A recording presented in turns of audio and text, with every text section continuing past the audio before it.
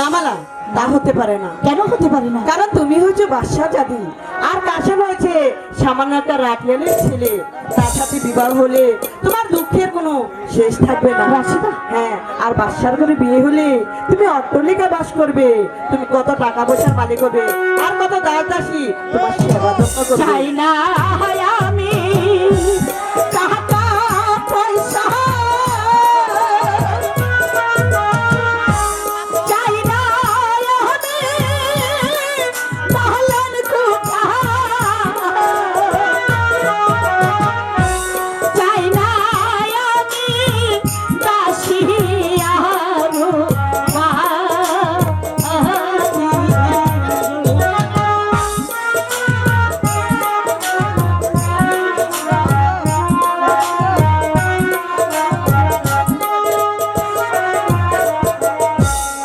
আমার মনে